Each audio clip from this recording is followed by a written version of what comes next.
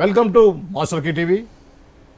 ఈరోజు బాగా ముఖ్యంగా ఉన్నటువంటి వార్తల్లో నందమూరి బాలకృష్ణ సీఎం రేవంత్ రెడ్డిని కలవడం. సో ఆల్రెడీ రేవంత్ రెడ్డి పదే పదే చెప్పుకొస్తున్నాడు, ఆల్రెడీ నేను టీడీపీలోంచి చంద్రబాబు నాయుడు నాకు ఒక మంచి లైఫ్ ఇచ్చారు, పొలిటికల్గా వారికి నాకు మంచి అనుబంధమే ఉంది అని చెప్పుకుంటూ వచ్చారు. ఈ క్రమంలో బాలకృష్ణ రేవంత్ రెడ్డిని కలవడాన్ని కొద్దిగా ప్రాముఖ్యతగా చూస్తున్నారు. దీనికి సంబంధించిన వివరాలు మాట్లాడడానికి మన స్టూడియోకి వచ్చారు దాసరి విజ్ఞాన్ గారు. దాసరి విజ్ఞాన్ గారితో మాట్లాడి ఆ వివరాలు తెలుసుకునే ప్రయత్నం చేద్దాం. హాయ్. నమస్తే అండి. నమస్తే. ఇప్పుడు దీన్ని ఏ విధంగా చూడొచ్చండి? ఇప్పుడు ఆల్రెడీ గతంలో జగన్కును కేసీఆర్కి మంచి రిలేషన్ ఉండేది. సో ఇక్కడ బీఆర్ఎస్ గవర్నమెంట్ పోయిన తర్వాత రేవంత్ రెడ్డి గవర్నమెంట్ వచ్చిన తర్వాత ఈయన పదే పదే చెప్తూ వస్తున్నాడు, చంద్రబాబుకు నాకు మంచి రిలేషన్ ఉంది అరే. ఈ క్రమంలో బాలకృష్ణ వచ్చి కలవడాన్ని మనం ఏ విధంగా చూడవచ్చు? యాక్చువల్గా చెప్పాలి అంటే రాజకీయంగా పార్టీల మధ్య ఎంత వైరం ఉన్నప్పటికీ పరోక్షంగా మనుషులందరూ ఒకటే. అక్కడ అంటే ఫ్రెండ్లీ రిలేషన్స్ ఉంటాయి. అసెంబ్లీలో బండబూతులు తిట్టుకున్నా సాయంత్రానికి కలిసి టీలు కాఫీలు తాగేవాళ్ళు. అప్పట్లోనే చంద్రబాబు నాయుడు గారు, రోషయ్య గారు, దేవేగౌడ గారు, అలాగే మన వైఎస్ఆర్ గారు. అవునా, ఎంత ఫైట్ ఉండేది మామూలుగా. అప్పట్లో దేవేగౌడ అని ఒక ఆయన, దేవేంద్ర గౌడ, ఆయన, రోషయ్య, ఇటు చంద్రబాబు, ఇటు వైఎస్, భీకరమైన ఫైట్. మళ్ళీ అదే రోజు సాయంత్రం మళ్ళీ టీ పార్టీలో తేనీటి విందు అందరు కలిసేవారు. అండ్ మళ్ళీ చాలా రోజుల తర్వాత ఆయన మరణించిన తర్వాత కూడా మొన్న అన్స్టాపబుల్ వేదిక పైన చంద్రబాబు నాయుడు గారిని పిలిచినప్పుడు వైఎస్ఆర్ నాకు మంచి స్నేహితుడు, రాజకీయంగా మేము ఎంత ఇదిగా వేసుకున్నా పర్సనల్గా he's a very good friend అని చెప్పాడు. కాకపోతే జగన్ విషయానికి వచ్చేసరికి ఏదో పగబట్టినట్టుగా ఆయన్ని చాలా ఇబ్బంది పెట్టడం, వీళ్ళిద్దరి మధ్యలో ఎందుకో బాగా కొనసాగుతూ ఉంది. అటు జగన్కి రామోజీరావుకి పడట్ల, జగన్కి బాబుకు పడట్ల, ఆ పార్టీలో ఉన్న వాళ్ళకి కొడాలి నాని ఇట్లాంటి వాళ్ళకి, రోజా వాళ్ళకి కూడా అసలు వీళ్ళంటే అసలు అలా చూస్తేనే ఏదో అసలు ఆగర్భ శత్రులను చూసినట్టు, ఇక వెంటనే కాల్చిపడేయాలన్నట్టు అలా చూసేవాళ్ళు.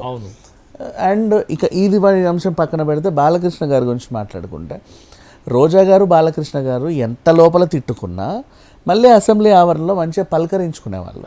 వాళ్ళ స్నేహం కూడా బాగుండేది నిజంగా, అట్లా ఉండేది. ఇకపోతే రేవంత్ రెడ్డి గారు, ఆయన టీడీపీ నుంచి వచ్చిన మనిషి, కాంగ్రెస్కి వచ్చిన మనిషి. టీడీపీలో ఉన్నప్పుడు ఆయనకంటూ వాళ్ళ బంధాలు బాగానే ఉంటాయి కదా. పార్టీ మారినంత మాత్రాన ఇప్పుడు ప్రతిపక్షంలో ఉన్న పార్టీ అయితే ఏదన్నా ఉంటే వాళ్ళు పరస్పరం వాదోపవాదాలు చేసుకుంటారు. కానీ ప్రజెంట్ ఇక్కడ టీడీపీ ప్రతిపక్షంలో అయితే లేదు. ఆయన కాంగ్రెస్లోనికి నాయకత్వం వహిస్తున్నాడు. అండ్ కాంగ్రెస్లో చేరినప్పటి నుంచి కూడా ఆయన ఓటుకు నోటు కేసు దగ్గర నుంచి మొదలుకొని ఇప్పటి వరకు కేసీఆర్ ఎన్ని విధాలుగా ఇబ్బంది పెట్టాడో అంతకంత శక్తిగా ఎదుగుతా వచ్చాడు. అంటే ఆ కసితో ఎదిగాడు ఆయన, కసితో సీఎం అయ్యాడు.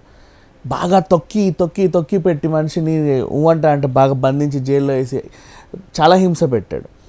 అండ్ నెక్స్ట్ అలాగే ఇక్కడ షర్మిల వచ్చినప్పుడు కూడా చాలా ఇబ్బంది పెట్టారు ఆమెని. అమ్మో కొత్త పార్టీ వచ్చింది, ఎక్కడ మన మనుగడ ఏమైపోతుందో. ఫస్ట్ స్టార్టింగ్ 5 సీట్లు గెలుస్తారు, మళ్ళీ నెక్స్ట్ ఎలక్షన్లో అది కాస్త 30-40 అవుతాయి. ప్రధాన ప్రతిపక్షంకి వస్తారు, ఏదో ఒక రోజు రాజ్యం వెళ్తారు. ఎందుకు వచ్చిన గొడవ? అసలు ఈ పార్టీ స్టార్టింగ్లోనే ఉంటే వీళ్ళని తీసేయచ్చు కదా అని ఆమె ఇంట్లోకి వెళ్ళి బయటికి వస్తే చాలు లోపల దోసేవాళ్ళు, రోడ్డు ఎక్కితే కార్ని ఈడ్చుకొని పోయేవాళ్ళు. ఇక కేఏ పాల్ని పూర్తి కమిడియన్ చేసేసారు. ఆయన దగ్గర డబ్బులు బాగున్నాయి, క్రిస్టియన్ ఓట్లు కొద్ది గొప్ప ప్రభావితం చేసే ఓట్లే అవి కూడా. అప్పట్లో వైఎస్ఆర్ గెలవడానికి కూడా క్రిస్టియన్ ఓట్లు చాలా ఉపయోగపడ్డాయి. అవునా, అలాంటి టైంలో కేఏ పాల్ వచ్చాడు అనుకో, బాగా డబ్బులు ఉన్నాయి ఆయన దగ్గర. అసలు నేను ఏం చేయాలి, పార్టీ పెట్టకుండా ఆయన కమిడియన్ని చేసేసారు. నిజంగా కేఏ పాల్ శక్తివంతమైన వ్యక్తే, చాలా దేశాధినేతల్ని కలిశాడు. మన దగ్గర ఎందుకు కమిడియన్ అయ్యాడు, వీళ్ళు చేశారు. ఇలా రకరకాలుగా చేసేసరికి ఒక టైప్ ఆఫ్ ఇబ్బందికరమైన వాతావరణం ఇక్కడ ఉంది. సో రేవంత్ రెడ్డి అనే ఆయన బాలకృష్ణని ఎందుకు కలిశాడు అనే టాపిక్ మాట్లాడుకుంటే, వాళ్ళు ఒక పార్టీలో ఉన్నప్పుడు ఫ్రెండ్స్, ఓకేనా. ఇప్పుడు వీళ్ళతో పోరాడుతున్నారు, ఆయనతో పోరాడుతున్నారు. సీఎం అయినప్పుడు శుభాకాంక్షలు తెలుపుతారు. ఇప్పుడు అమరావతి ఓపెన్ అయినప్పుడు కూడా కేసీఆర్ ఒక ఇటుక పట్టుకొని వెళ్ళాడు చంద్రబాబు నాయుడు గారు ఉన్నప్పుడు. అంటే ఆ చిన్న రిలేషన్ అనేది ఒకటి ఉంటుంది మనిషికి, ఎంత కాదనుకున్నా కూడా. ఒక చిన్న రిలేషన్ ఉండబట్టే బన్నీ ఆ ఫ్రెండ్ కోసం వెళ్ళి చేతులూపు వచ్చాడు. ఒక చిన్న రిలేషన్షిప్ ఉండబట్టే ఉంటాయి. ఆ చిన్న రిలేషన్షిప్ ఉండబట్టే ఎన్టీఆర్ కొడాలి నానిని పెళ్ళిళ్ళకి ఆహ్వానిస్తాడు. ఒక చిన్న రిలేషన్షిప్ వాళ్ళ నేను వంశీని కూడా ఆహ్వానిస్తాడు. ఏ మూలకు కాస్త మనిషి కంటే మనిషి మరీ అంత శత్రువులేం కాదు, రాజకీయ ప్రకారంగానే వాళ్ళు ఒక అంశం మీద మాట్లాడి ఇద్దరు డిబేట్ పెట్టుకుంటారే తప్పితే నువ్వా నేనా అని. మనిషి వాళ్ళకి అంటే ఒక రిలేషన్షిప్ ఉంటుంది. సో అలా ఇప్పుడు ఈయన కూడా గెలిచినప్పుడు బాలకృష్ణ రాలా, అంటే అప్పుడు ఆయన సినిమా షూటింగ్లో బిజీ ఉన్నాడు, తర్వాత ఎలక్షన్లో బిజీగా ఉన్నాడు. ఇప్పుడు కొంచెం రిలాక్స్ అయిన తర్వాత రేవంత్ రెడ్డి సీఎం అయినప్పుడు వెళ్ళి ఒక బొకే ఇచ్చి జస్ట్ బాగున్నారా అని పలకరించాల్సిన బాధ్యత ఆయనకు ఉంది. ఎందుకంటే మనోడు గెలిచాడు, 4 సంవత్సరాలు మనతో పనిచేసాడు, మనతో పాటు పార్టీలో ఒక చిన్న వ్యక్తిలా తిరిగాడు, ఇప్పుడు పక్క రాష్ట్రానికి సీఎం అయ్యాడు. అంటే అట్లా అండ్ ఆ పార్టీలో చేరడము చాలా గ్రేట్. సీనియర్లు ఉన్న పార్టీ అది, ఒక వాళ్ళకంటూ కొన్ని విధి విధానాలు ఉంటాయి. అలాంటి పార్టీలో ఈయన చొచ్చుకోవడమే గ్రేట్. అంటే దాంట్లో వాళ్ళందరినీ దాటుకొని సీఎం అయ్యాడు, చాలా కష్టపడి అయ్యాడు. సో ఇట్లాంటి మనిషిని ఒకసారి అభినందించకపోతే ఇట్లా మనోడు కదా, ఎంత కాదైనా మనోడు. ఇప్పుడు మీ దగ్గర పనిచేసిన వాళ్ళండి ఎప్పుడో ఉన్న వాళ్ళు ఇప్పుడు ఒక పెద్ద డైరెక్టర్ అయితే ఎప్పుడో తప్పుడు ఒక పూలకొచ్చం పట్టుకొని వెళ్ళాలనిపిస్తుంది, అది కామన్ కదా. అందుకని చెప్పేసి వీళ్ళు కలిశారు. రాజకీయంగా ఏమీ లేదు. దీన్ని చాలామంది ఎలా చిత్రీకరిస్తున్నారంటే అయిపోయింది, టీడీపీ రేవంత్ రెడ్డి కలిసిపోయారు, రేపటి రోజు చంద్రబాబు నాయుడు రేవంత్ రెడ్డి కలిసి 2 రాష్ట్రాలని ఏకం చేసేస్తాడు, మళ్ళీ కలిపేస్తాడు, ఉమ్మడి ఆంధ్రప్రదేశ్ తెలంగాణ మళ్ళీ కలిపేస్తాడు. అంటే ఇట్లాంటి పిచ్చి పిచ్చి వార్తలు. కానీ ఒకటి మాత్రం మనం స్పష్టంగా తెలిసేది ఏంటంటే బీఆర్ఎస్ పార్టీ కాంగ్రెస్ పార్టీకి సంబంధించి ఏ చిన్న విషయాన్ని కూడా వదలట్లేదు.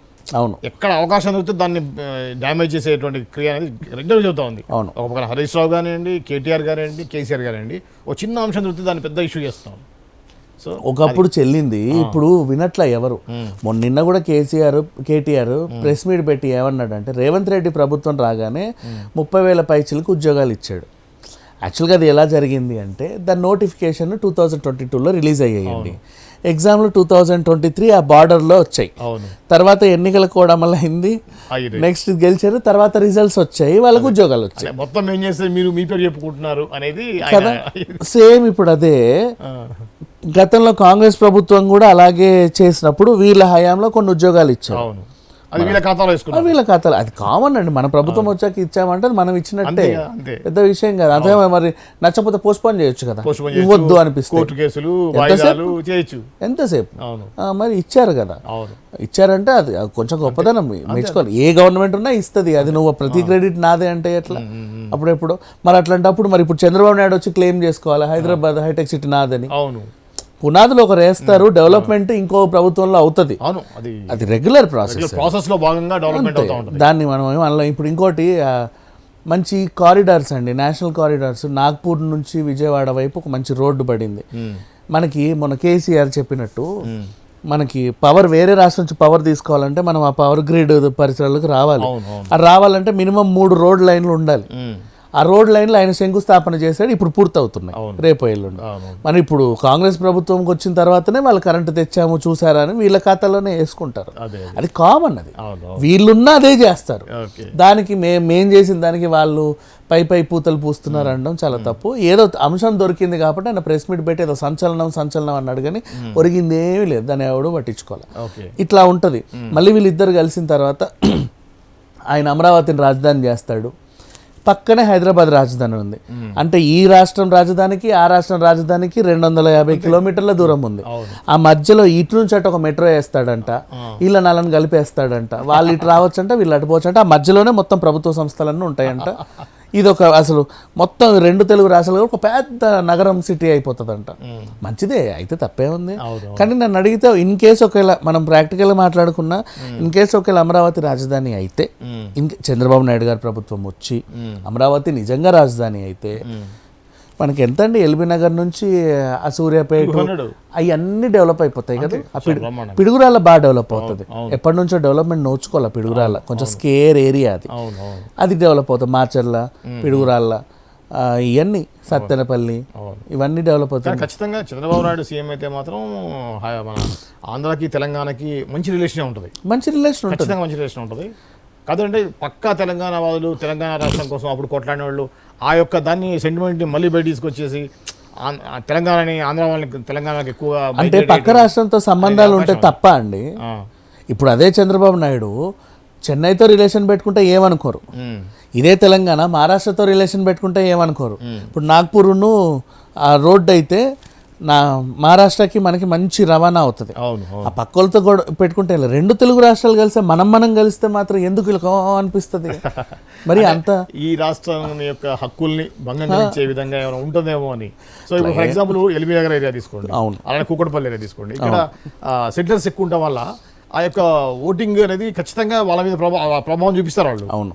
సో ఆ విధంగా వాళ్ళ డామినేషన్ పెరుగుద్ది అనేది ఈ కొంత తెలంగాణలో లోకల్ ఎక్కడ డామినేషన్ అండి.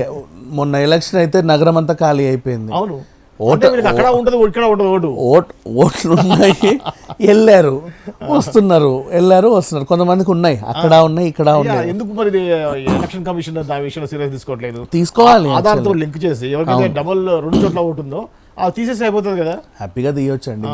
ఇంకా యాక్చువల్గా అన్నీ మారుతున్నాయి కానీ ఒక ఓటర్ ఐడియా మారట్లా. ఏదో పిచ్చి పేపర్ ఇచ్చేసి కవర్లో పెట్టి మన మోహన కొడుతున్నారు కానీ వేలు ముద్రల సాక్షి ఆధార్ ఎలా అయితే కన్ను ముక్కు మూతి అన్నిట్లో తీసారో అంత స్ట్రిక్ట్గా మనిషి ఓటు వేయడానికి వస్తే నిజంగా బంగారం లాగా ఒరిజినల్ ఓట్లే పడతాయి. కానీ ఇప్పుడు ఆ సిస్టమ్ లేదు. ఇప్పుడు ఆస్ట్రేలియా కంట్రీస్ లో ఓటు కంపల్సరీ చేస్తారు. అవును, ఓటు లింకప్ అయి ఉంటుంది, ఓటు జరిమానా ఉంటుంది, అందుకే 98% ఓటింగ్ చెప్తుంది అవుతుంది. అవును, 100%. వాడు వేయలేదంటే తెలిసిపోతుంది సిస్టమ్ లో. ఖచ్చితంగా మెడికల్ సర్టిఫికేట్ పెట్టి నేను హాస్పిటలైజ్ అయినా ఐసీలో ఉన్న ఓటు రీజన్ చెప్తే తప్పితే లేదు. వాళ్ళకి ఫైన్ పడుతుంది, డ్రైవింగ్ లైసెన్స్ క్యాన్సిల్ అవుతుంది, ఇలాంటి చాలా శిక్షలు. అసలు ఇంకా పౌరసత్వం కూడా క్యాన్సిల్ చేస్తారు కొన్ని ఈ వరకు కూడా వెళ్తాయి. మన వరకు మాత్రం అదేంటో అసలు చాలా సింపుల్ గా అయిపోతుంది. ఓటర్ ఐడి కార్డు ఒక్కొక్కటి 10 ఓట్లు వచ్చేస్తాయి. అట్లా వస్తాయి. అందులో ఒకే హౌస్ నెంబర్ 110 మందికి ఉందంట. ఒకే హౌస్ నెంబర్ మీద చిన్న హౌస్ లో 110 ఓట్లు ఉన్నాయి. అవును. ఇప్పుడు మనకు ఉన్న ప్రాబ్లం ఏంటంటే ఇప్పుడు తెలంగాణలో ఇన్ కేసు వీళ్ళు గెలిస్తే నిజంగా తెలంగాణలో వీళ్ళు ప్రభావితం చేసే అవకాశం ఉంది. వై బికాస్ వీళ్ళకి ఇక్కడ ఉన్నాయి ఓట్లు, అక్కడ ఉన్నాయి ఓట్లు. అవును, మన నగరం ఖాళీ అయిందంటే ఎంతమంది ఉన్నారు? అక్కడికి వెళ్ళి ఓటేడగాడు వెళ్ళారండి, ఇక్కడ ఏకూడదు వాళ్ళు ఏకూడదు. కానీ వాళ్ళకి ఇక్కడ కూడా పలానా అరుణోదయ అపార్ట్మెంట్ 101 ప్రకాష్ రావు ఓటు ఫ్యామిలీ 4 ఓట్లు అని ఉంటాయి ఇక్కడ కూడా. అవును, అక్కడేమో వాళ్ళ అమ్మ పేరు మీద వాళ్ళ కొడుకు కూతురు అక్కడ ఓట్లు ఉంటాయి. ఈ 2 ఓట్లు భలే వేస్తున్నారు. అంటే 2 రాష్ట్రాలని ఇచ్చేసేలా. కానీ ఒకసారి విడిపోయింది, మళ్ళీ కలిసే అవకాశం అయితే లేదు. వీళ్ళు అనుకున్నంత మాత్రం ఈజీగా కలవదు. కాకపోతే ఈ ఫ్రెండ్లీ రిలేషన్ అనేది మాత్రం చాలా ఇంపార్టెంట్ ఉండాలి. ఉంటేనే రేపు నీళ్ళకి కొట్లాడుకోము, కరెంటుకు కొట్లాడుకోము, ఏదన్నా ఈ రాష్ట్రానికి చిన్న విపత్తు వస్తే వాళ్ళు సహాయం చేస్తారు, వాళ్ళకి చిన్న విపత్తు వస్తే వీళ్ళు సహాయం చేస్తారు. ఈ రిలేషన్షిప్ అనేది ఉండాలి. సో ఇప్పుడు రేవంత్ రెడ్డి అండ్ బాలకృష్ణ కలవడం అనేది మనం చాలా అందంగా చూడాలి. ఒక క్యూట్ అంటే ఐ మీన్ మీటింగ్ అది అంతే.